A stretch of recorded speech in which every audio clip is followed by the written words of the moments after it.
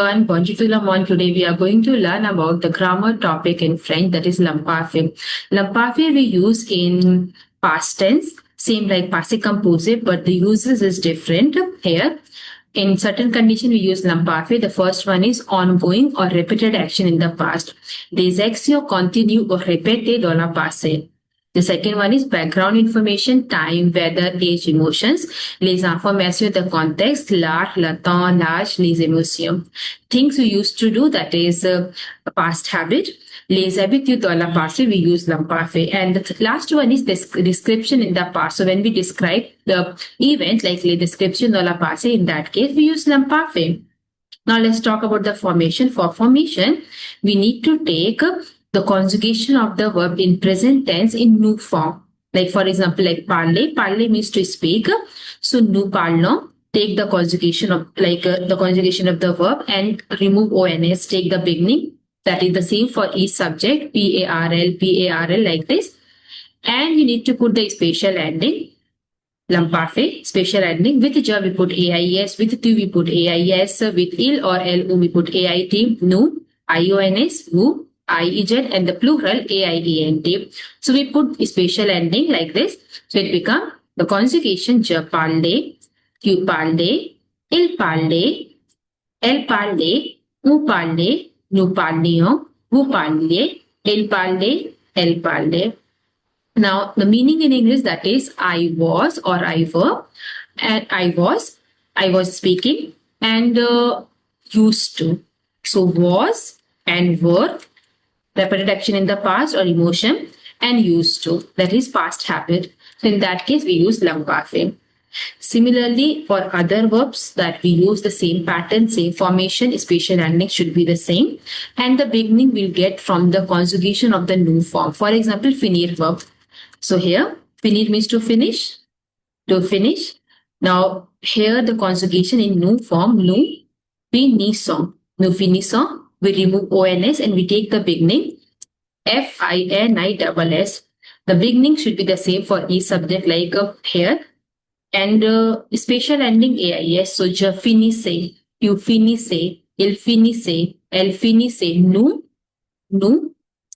FINISS, nous finissions, vous finissiez, il finissait, elle finissait, right? So it's just like you need to follow the pattern. Now here, let's talk about the verb avoir or être. In case of avoir, the beginning you need to memorize like AV.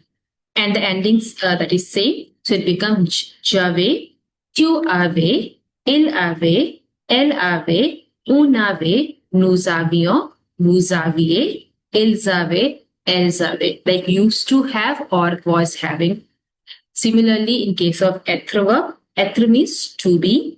Now I was, in that case, beginning you need to memorize et and the endings are same.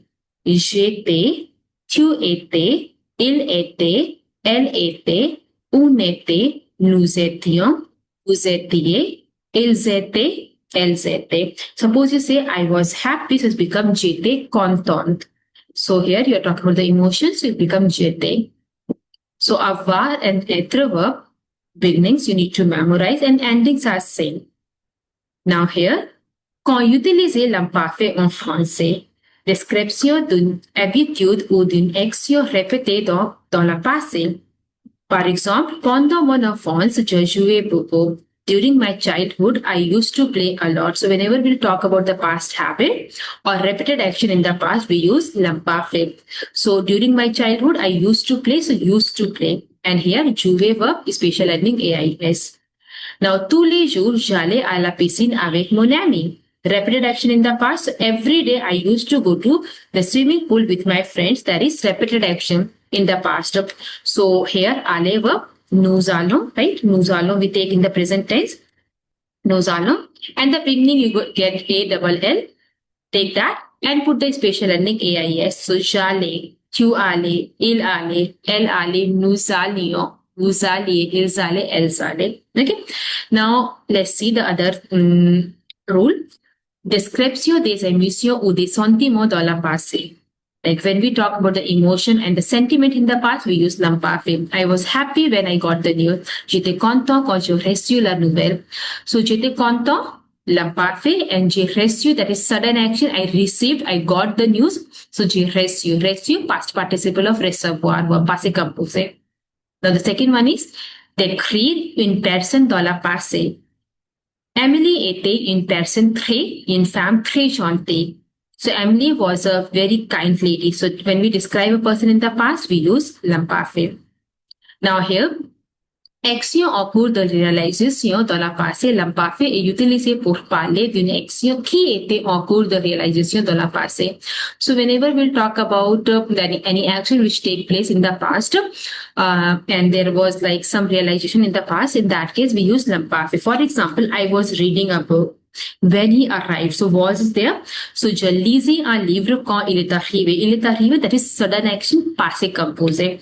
But the first action should be, that is l'imparfait, because I was reading a book. So je lisais, lire verb, je lisais un livre. Now here, l'imparfait est utilisé pour décrire une situation passée, pour donner des détails ou des informations sur les lieux, les personnes, les objets, etc. So here, when we describe a situation in the past, when giving the information detail about the lieu, about the place, about the person or the object, we use l'imparfait. Like for example, the description, il faisait beau, les voisins chantaient, les enfants jouaient dans la parc. The weather was nice, the birds were singing, the children were playing in the park. So here, the description is in l'imparfait. Now, next one is la description de la météo dans le passé. L'imparfait peut être utilisé en français. So whenever we'll talk about the description of the météo means weather. In that case also we use l'imparfait. For example, il faisait beau hier. It was nice weather yesterday. So present tense, il fait beau. Passé composé. Like l'imparfait become il faisait beau.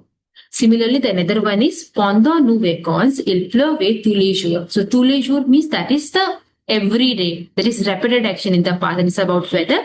So pendant nos vacances, il pleuvait, that is l'imparfait. Pleuvoir verb, it means to rain, and l'imparfait become, that is AIT, pleuvait. This one is quand j'étais enfant, il neigeait souvent en hiver. So neiger is a verb. Neiger means to snow. Il neige in present tense. And when we talk about l'imparfait, it become neigeait. So il neigeait souvent en hiver. It would often snow in winter. Okay, so here this is like about the rule. Another example, j'avais beaucoup de confiance en lui. I was having a lot of confidence in him. So here I was, like j'avais, having, that is avoir verb. And I was, that is être verb, j'étais. J'étais en France pendant 3 ans. So I was in France for 3 years. That is l'imparfait.